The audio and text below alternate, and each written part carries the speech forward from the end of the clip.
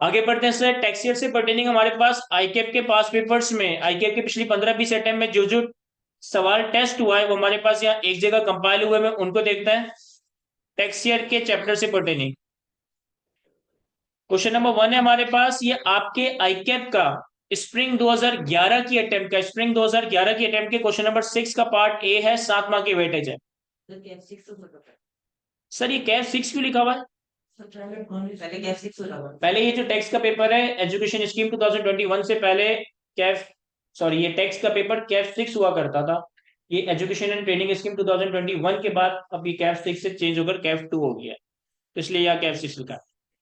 कहता है Zucchini Associate, a tax consultancy firm, has been invited by the tax authorities to make a presentation on tax year and filing of tax return at a taxation seminar. Mr. Bakir, a senior partner at Zucchini Associate, warned Mr. Badar, his newly appointed associate, to make presentation under the provision of Income Tax Ordinance 2001. Advised Mr. Badar about the points to be included in the presentation as regard the following: description of normal, special and transitional tax. पहले para में इसने जबरदस्ती की कहानी की है, and में इसने आपसे 3 फल के नाम ही पूछे। पहले पैरा में सिर्फ जबरदस्ती की उसने कहानी की है कि ये फलाना दिमाग है, इन दी एंड आपसे क्या पूछ रहा है कि normal tax, special tax, transitional tax क्या होता है, ये आपने बताना है। अब देखिए, जब आप आईकेप के एग्जाम में सवालों को आंसर करने लगेंगे, अपने सोल्यूशन को प्रिपेयर करने लगेंगे, तो वन ऑफ द इम्पोर्टेंट चीज ये है कि आप अपने 3 घंटे के पेपर को मैनेज किस तरह से करते हो।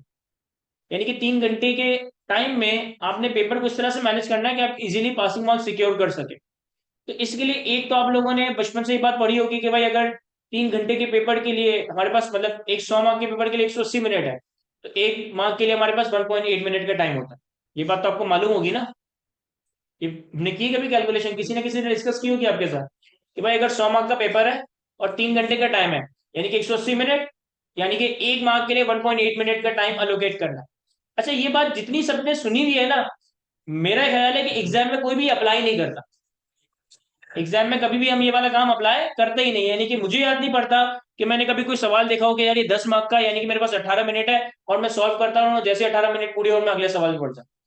हम ये बात हमारे जहन में तो होती है कि भाई 1 मार्क को 1.8 मिनट देना है, लेकिन एग्जाम के प्रेशर में हम ये चीज जनरली फॉलो नहीं कर रहे होते। लेकिन थोड़ा हमें रीजनेबल एक एस्टिमेट के तौर पे चीजों को लेके चलना पड़ता है। अब सवाल ये है कि अभी तक तो आपने पीआरसी का एग्जाम दिया, उसमें आपके पास एमसीक्यू बेस्ड एग्जाम होता था, हर एमसीक्यू के करीब मेरे ख्याल 1 मार्क के करीब एमसीक्यू की वेटेज होती थी और आप उसे सॉल्व करके आ जाते थे। लेकिन अब आपके पास कैफ लेवल पे जो है ना, हार्डली 10-12 मार्क के एमसीक्यूज आ सकते हैं, लेकिन 85-90 मार्क का पेपर आपका, मतलब वो होगा जिसमें आपको कुछ ना कुछ थ्योरी या कैलकुलेशन परफॉर्म करनी होगी। तो आपने अपने सॉल्यूशंस को किस तरह से या एक सोल्यूशन पे कितना टाइम देना है, इस चीज को सीखना है। मेरी एक सिंपल सी लॉजिक ये होती है कि मैं सवाल के मार्क्स देखता हूं। अगर सवाल में 7 मार्क्स है ना, तो इसका मतलब है कि मुझे एटलीस्ट इसके सॉल्यूशन में सेपरेट इंडिविजुअल 7 नई बातें बतानी है। यानी अगर 7 मार्क की वेटेज है इस सवाल की, तो मुझे कम से कम 7 नई बातें एग्जामिनर को बतानी है, ताकि मुझे हर बात के अगेंस्ट एक एक मार्क मिल जाए। यानी फॉर एग्जाम्पल, इस सवाल में मुझसे कहा है normal, special and transitional tax year और 7 मार्क की वेटेज है, तो मैं normal tax year, special tax year, transitional tax year की डेफिनेशन दे दूं, तो मेरे ख्याल 3 पॉइंट्स ये हो गए। A period of 12 months ending on 30th June is called normal tax year. A period of 12 months ending on any date other than 30th June is called special tax year. And a transitionary intervening period between two tax year when a person changes his tax year from normal to special or special to tax. तो मैंने एक एक definition दे दी, 3 marks मेरे पूरे हो गए। अभी 7 marks का सवाल है, तो हमें इसमें और कुछ बातें भी लिखनी पड़ेंगी ताकि हमारे मार्क्स और हमारा सोल्यूशन जस्टिफाई हो। सर और क्या लिख सकता है? सर और फिर इनकी डिनोशन का तरीका लिख सकता है कि normal tax year is denoted by the calendar year in which the 30th June falls. Special tax year is denoted by the normal tax year relevant to the, sorry, by the calendar year relevant to the normal tax year in which the year and date of special tax year and fall. यानी कि जिस normal tax year में special year and की date fall करेगी, जो normal tax year का number होगा वही स्पेशल टैक्स ईयर का नंबर बन जाए।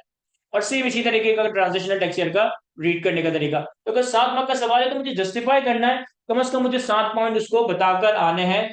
एग्जामिनर ये नहीं देखेगा कि तुमने 1 मार्क के अगेंस्ट कितना ज्यादा पेज बढ़ा है, वो ये देखेगा कि क्या हर मार्क के पीछे कोई नई यूनिक बात मुझे एग्जामिनी बता के जा रहा है या नहीं बता रहा। तो मेरा ख्याल है कि मैं अगर इन तीनों की डेफिनेशन दे दूं, इन तीनों की डिनोशन का तरीका दे दूं, तो मेरे पास 6 पॉइंट्स हो जाएंगे जो कि 7 मार्क को जस्टिफाई कर सकते हैं। सर ट्रांजिशनल टेक्सचर की डिनोशन का तरीकाकार क्या था? ट्रांजिशन टेक्सचर की डिनोशन का सेम वही तरीकाकार था जो स्पेशल टेक्सचर का था। यानी अब ट्रांजिशनल टेक्सचर की क्लोजिंग डेट जिस नॉर्मल टेक्सचर में फॉल कर रही है वही ट्रांजिशन टेक्सचर का नंबर बन जाता है। याद है नहीं हमें? क्वेश्चन नंबर 2 पे आता है। क्वेश्चन नंबर 2 में कहता है, क्वेश्चन नंबर 2 स्प्रिंग 2013 के अटेम्प्ट का सवाल है, सिर्फ 3 मार्क की वेटेज है। Inspired Pakistan limited wants to change its accounting year from 30 June to 31 December as income year of its parent company in US on 31 December. कहता है एक पाकिस्तानी कंपनी है इंस्पायर्ड पाकिस्तान लिमिटेड, एक पाकिस्तानी कंपनी है इंस्पायर्ड पाकिस्तान लिमिटेड, ये अपना अकाउंटिंग ईयर चेंज करना चाहती है। कहां से कहां ले जाना चाहती है? 30 जून से 31 दिसंबर ले जाना चाहती है। क्यों ये काम करना चाहती है? क्योंकि इसकी जो पेरेंट कंपनी है ना, जो कि यूएस में है, इसकी पेरेंट कंपनी जो कि यूएस में है, उसका भी ईयर एंड 31 दिसंबर पे आ रहा है। आपसे ये कहता है advise IPL about the requirement of income tax ordinance 2001 regarding the change of tax year from normal to special. आपसे वो चेंज ऑफ टैक्स ईयर का प्रोसीजर मांग रहा है। अब इस सवाल की सिर्फ 3 मार्क की वेटेज है, और आपने जो चेंज ऑफ टैक्स ईयर का प्रोसीजर मेरे साथ कवर किया है, इसमें मेरे ख्याल है कि 7-8 पॉइंट्स लिखे हुए हैं। ये रहा, इसमें कितने पॉइंट्स लिखे हैं? मैं 1 2 3 4 5 6 7। तो अगर उस 3 मार्क के सवाल में मैं ये 7 पॉइंट्स लिखकर आ जाता हूं, तो एक तो मैं अपना टाइम भी जाया कर रहा हूं, दूसरा जितना अननेसेसरी कंटेंट मैं एग्जाम में लिख कर आऊंगा ना, मैं उतना खुद को एग्जामिनर के सामने एक्सपोज कर दूं। मुझे बताएं, अगर एक कंपनी नॉर्मल टैक्सेस से स्पेशल टैक्सेस पे जाना चाहती है और वो आपसे प्रोसीजर पूछ रहा है, मुझे इन 7 पॉइंट्स में से कौन से पॉइंट्स लिखने चाहिए? क्या सारे पॉइंट्स लिखने चाहिए या कोई पॉइंट्स उड़ा देना चाहिए? कोई भी तीन ही जो पर्सन के बिहाफ पर। सर कोई भी 3 नहीं, ये तो बिल्कुल ही गलत बात हो जाएगी। कोई भी 3 नहीं। अब देखिए पॉइंट नंबर 1 में क्या लिखा है, person having a normal tax year may apply in writing to the commissioner to allow him to use 12-month period other than normal tax year as special tax year। यानी कि point number 1 हमारे scenario में relevant है, क्योंकि हमारे scenario में inspired Pakistan normal से special पे जाना चाहती है। पॉइंट नंबर 2 में कह रहा है कि person having a special tax year में apply in writing to the commissioner to allow him to normal tax year. ये वाला पॉइंट इसके सॉल्यूशन के लिए रेलेवेंट नहीं है, क्योंकि हम नॉर्मल से स्पेशल पे जाना चाहते हैं, स्पेशल पे नॉर्मल पे नहीं आना चाहते। तो जो थियोरिटिकल एरिया भी है, वो भी अंधाधुन आंख बंद करके कॉपी पेस्ट करके नहीं आ जाना। ये देखना है कि हमारे रेलेवेंट सिनेरियो में कौन सी बात रेलेवेंट है, कौन सी बात रेलेवेंट नहीं है। तो पॉइंट नंबर 1 मुझे लिखना चाहिए। फिर point number 3, the commissioner shall by an order grant permission only if the person has shown a compelling need to use special tax year or normal tax year as the case may be, and subject to such condition as may be imposed by the commissioner। Point number 4 लिखना चाहिए, an order by the commissioner shall be made after providing an opportunity of being heard, and where his application is rejected the commissioner shall record the reason for rejection। Point number 5 लिखना चाहिए, the order by the commissioner shall take effect from the first day of the special tax year। अब यहां normal tax year काट देंगे।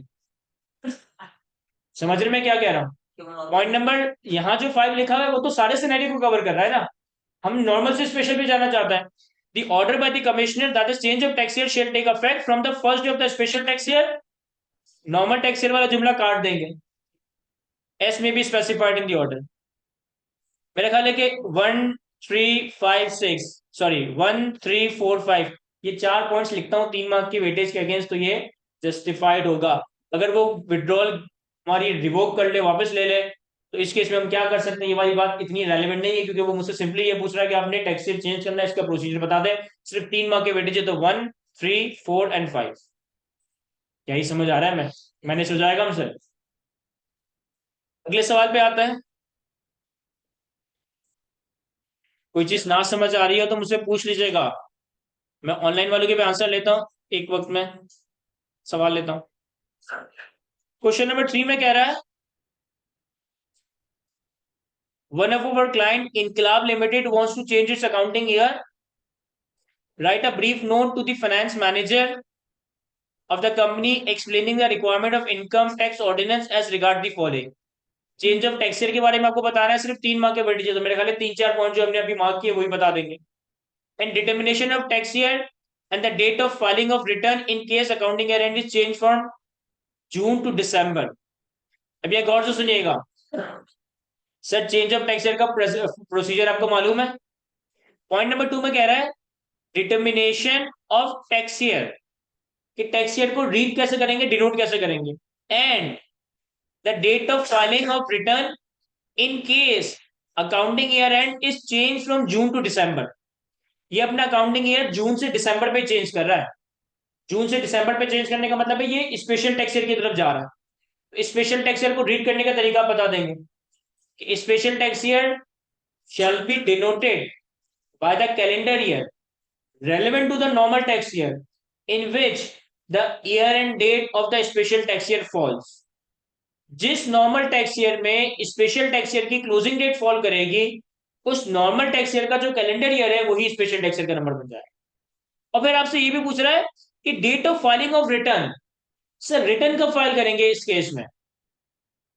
अगर मैं अपना tax year दिसंबर पे लेके जा रहा हूं तो मुझे अपना रिटर्न कब तक फाइल करना है? 30 सितंबर। सर आपने सबसे पहले ये देखना है कि हमारा पर्सन कौन है। हमारा पर्सन इंडिविजुअल है, एओपी है, कंपनी है। Sir one of your client इनकलाब लिमिटेड, यानी कि ये कंपनी है। अगर कंपनी का ईयर एंड 31 दिसंबर पे आ रहा है तो इसका रिटर्न फाइलिंग डेट क्या होगा? ऑन और before 30 September next following the end of the tax year. Tax year and होने के बाद जो भी अगला 30 सितंबर है ये आपकी रिटर्न फाइलिंग डेट बन जाएगी। क्या ये बातें समझ आती है? ये स्पेशल टैक्स ईयर भी है, तो उसको डिनोट मतलब जैसे कहेंगे 1 जुलाई जिससे लेकर करेंगे 1 जुलाई से आप ये देखोगे कि जो 31 दिसंबर की डेट है वो किस नॉर्मल टैक्स ईयर में फॉल करेगी, और जो भी नॉर्मल टैक्स ईयर का नंबर होगा वो आप स्पेशल टैक्स ईयर को नंबर दे दिया जाए। क्वेश्चन नंबर 4 भी थियोरेटिकल सवाल ही आसान सा कहता है, स्प्रिंग 2016 की attempt 6 marks. Under the provision of income tax ordinance explain the following special tax year, transitional tax year. तो सिंपली अब देखिए 6 मार्क की वेटेज है, तो इसका मतलब मुझे 6 पॉइंट्स लिखने चाहिए। अब यहाँ में 6 पॉइंट्स क्या क्या लिखूंगा? एक तो इन दोनों की डेफिनेशन दे दूंगा, एक इन दोनों को रीड करने का तरीका दे दूंगा, डिनोट करने का तरीका। लेकिन अभी भी मुझे लगता है कि 6 मार्क्स जस्टिफाई नहीं हुए, तो फिर आपको स्पेशल टैक्स ईयर और ट्रांजिशनल टैक्स ईयर की एग्जांपल भी दे देनी चाहिए कि भाई फॉर एग्जांपल की स्पेशल टैक्स ईयर 1 जनवरी से 31 जून है, 31 दिसंबर है, इसको रीड इस तरह से किया जाए। तो डेफिनेशन, रीड करने का तरीकेकार और एक एग्जाम्पल, ये सारी बातें आपके नोट्स में लिखी है जो हम ऑलरेडी रीड कर चुके हैं। क्वेश्चन नंबर 5, स्प्रिंग 18 की अटेम्प्ट का सवाल है, 10 मार्क की वेटेज रखी गई है सवाल की। कहता है Kaleem limited is a listed company and its accounting year end on 30 June. KL is now considering to change its accounting year from 30th June to 30th September. Under the provision of Income Tax Ordinance 2001, briefly describe the normal, special and transitional tax year. Normal, special और transitional tax year की definition देनी है, 6 mark के weightage है। तो मेरा ख्याल है डेफिनेशन और डिनोट करने का, रीड करने का तरीका बता देते हैं मोर देन यार। State the requirement regarding the change of tax year from normal to special. Change of tax year का प्रोसीजर पूछ रहा है और सिर्फ 2 मार्क की वेटेज रखी है। बस मुझे 2-3 पॉइंट्स दे देने चाहिए, पूरे 7-7 पॉइंट्स लेने की जरूरत नहीं। और state the tax year corresponding to the income year ended on 30th September and the due date for the filing of return of income। देखो क्या कह रहा है, कह रहा है state the tax year corresponding to the income year end 30th September 2008। अगर आपका स्पेशल टैक्स ईयर 30 सितंबर 2008 पे एंड हो रहा है तो ये टैक्स ईयर कौन सा होगा? And the due date for filing return of income. Sir अगर हमारा ईयर एंड 30 सितंबर 2008 है तो शॉर्टकट तरीके से तो आप आसानी से बता सकते हैं कि सर ये स्पेशल टैक्स ईयर 2009 होगा। समझ आ रहा है कैसे? और अगर मैं पूरा लीगल तरीके से देखूं तो मैं ये देखूंगा कि भाई ये जो क्लोजिंग डेट है, ये क्लोजिंग डेट किस नॉर्मल टैक्स ईयर में फॉल कर रही है। तो मैंने देखा ये फॉल कर रही है 1 जुलाई X7 से लेकर 30 जून। नहीं सर आपने गलत बताया है, सॉरी। ये फॉल कर रहा है 1 जुलाई X8 से लेकर 30 जून X9 में, ऐसा ही है। और अगर 1 जुलाई x8 से 30 जून x9 है तो ये बन जाएगा नॉर्मल टैक्स ईयर 2000 x9। तो जो नॉर्मल टैक्स ईयर का नंबर है वही स्पेशल टैक्स ईयर का नंबर बन जाएगा। और अगर 30 सितंबर 2000 x8 पे ये एंड हो रहा है तो इसकी रिटर्न फाइलिंग डेट क्या होगी सर? ऑन और बिफोर। अगर सिर्फ एक डेट लिख देता हूं तो ये प्रॉपर आंसर नहीं है, क्योंकि उस दिन या उस दिन से पहले कभी भी फाइल कर सकते। तो ऑन और बिफोर कब फाइल करेंगे सर इसका रिटर्न? ये कंपनी है, इंडिविजुअल यूपी है? कंपनी सर ये कंपनी है, कहीं लिखा हुआ था कलीम लिमिटेड। और कंपनी की केस में अगर ईयर एंड 30 सितंबर 2008 है तो रिटर्न कब फाइल होगी? सर अगर कंपनी का ईयर एंड 1 जन से 30 जून हो तो अपकमिंग 31 दिसंबर से पहले पहले। और अगर कंपनी का ईयर एंड 1 जुलाई से 31 दिसंबर हो, अपकमिंग 30 सितंबर से पहले, तो इसकी रिटर्न जो फाइल होगी वो 30 सितंबर 2000 x9 से पहले फाइल हो रही होगी। क्या ये बात समझ आती है हमें? क्या यह बात याद है हमें?